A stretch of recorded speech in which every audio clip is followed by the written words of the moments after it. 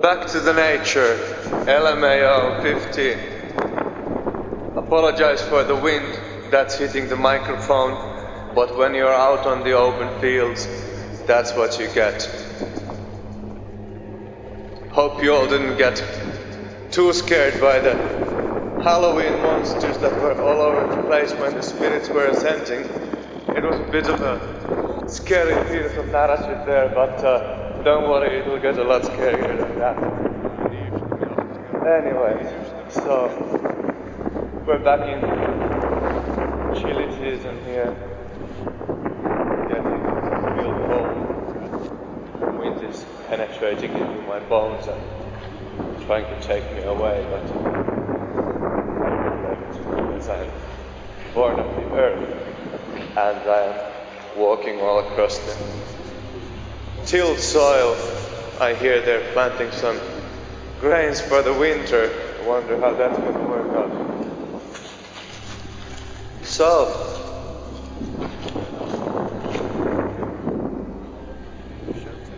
what happens on the open fields? That's a good question. On the open fields, you get to see the whole expanse.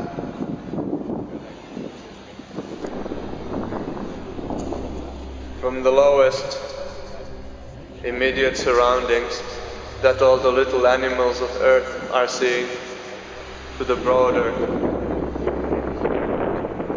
median that animals the size of me and my dog are seeing, and then the higher can also be seen from the treetop outwards, reaching across the valleys and across the hills,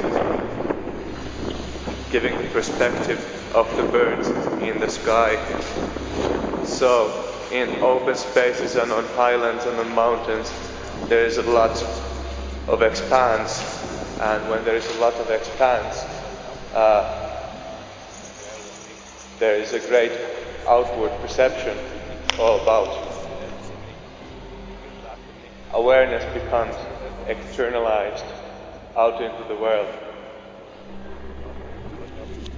That is specifying awareness, so-called the positive, the extrovert, that goes out into the fabric of the world, into the appearance of the world, and seeks to somehow transform it, or to illuminate it, or to otherwise interact in some sort of a give-and-take manner with it,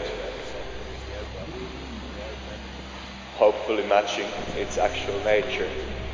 The problem we often have, and in fact that's the biggest problem in this cursed egocentric world of ours, is that people take this positive current of luminosity, of conscious essence, and turn it into something self-serving,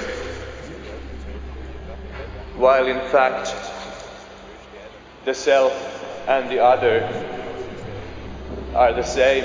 Not that I am the identical brain as you are, etc., but the principles, the active dynamics are the same, both biological and psychological. Again, you have different kinds of wiring, but basic computer hardware is essentially the same, compatible, if only you calibrate the software well enough. We'll head backward because the wind is getting high and it's going to be hard for you to hear when we're speaking on high hills with a lot of hum. So we'll head back into the inland. Not to the Finland, because that's too cold for you, but to the inland, just a little bit inwards from all the outer expansion. I mean, you can go there, you can go so far. Here you have the realm of the birds. Up there, still some flying. There are a lot of geese here, some seagulls, and there are the windmills with the element of air. That's the high sphere in terms of the Gaia, our planet here. But then you can go still higher. Now you have clouds. You cannot go much higher except through your psychic eyes. You can go and you can perceive the expanse of Earth and its environs, the Van Allen belt, the moon, etc., from a higher perspective. And then you can go higher from Earth and perceive the planetary system and the sun, a heliocentric entirety, and you can take that as a contact.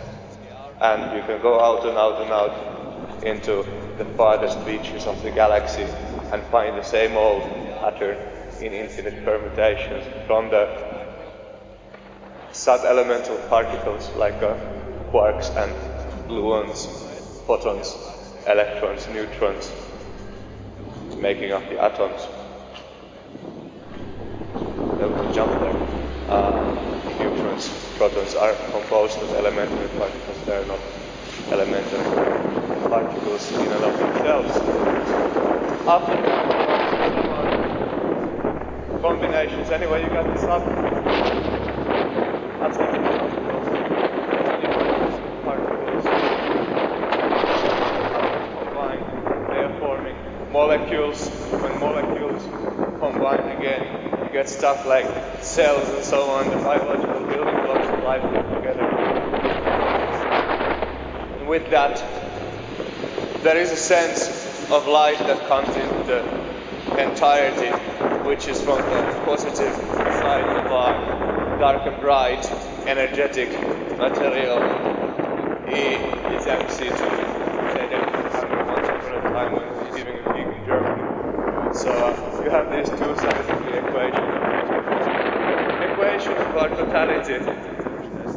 I hope I'm not just filming the black jacket for you here. But if I am, it's actually good for you because the black jacket takes you inward. A white jacket would take you outward. Anyways, back to the ladder. It's like a Jacob's ladder or Jack's beanstalk or whatever Sumero Danda you want to call the step-by-step process of conscious ascension and descension that exists in our reality. Anyways, so we covered subatomic, atomic, molecular, biological, then we came to the psychological, and out from the psychological dimension you of course, that is the biological, psychological, are the 00001 basic aspects of the subjective 00 embryonic self. Then you have the natural self, 01 observing environmental self that connects with nature, with the cycles of the seasons and so forth. Not there! Then you have the interactive self that reaches out to other living beings in order to have exchanges. 10 that mediates the social sphere. So you have the self, the nature, the society, and then you have the universe, the greater sphere above you that governs the solar system. Again, a sphere in which the solar system is merely a component. You go from the solar system to a galaxy of stars, then you go into clusters, and you go into superclusters, and you go into Yuma-Yama-Yo, into some sort of a cosmic pool of membranes vibrating, oscillating, touching each other, and then you have the realm where you have a luminous roots from upside down that mediate the quantum field of potential forthcoming. Anyways, that may be a little bit metaphysical for you and for moi, but don't worry about it.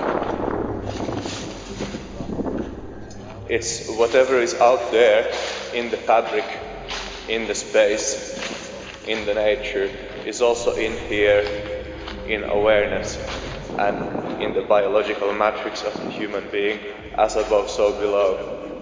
Say the high and say the low. All. That's the gist of it. High and low, and all.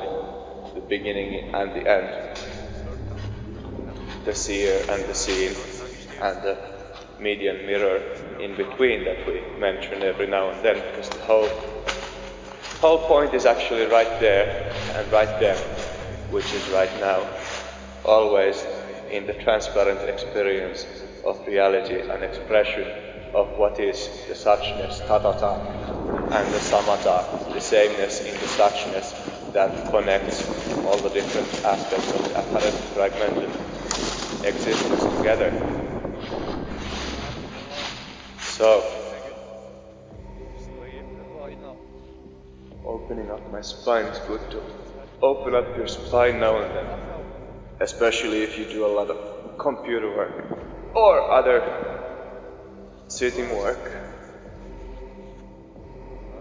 You can imagine that you're an angel or something when you open up your broken joints, alright? You go for a Uriel, Mikhail, Raphael, Gabriel, or whatever, if you like to dance and imagine while you're dancing. It's a fun thing to do, to dance with nature and the seasons of nature. And for example, go and climb a tree. I'm going to climb a tree now. But before that, we go on a commercial break. We have some business to tend to. Thank you.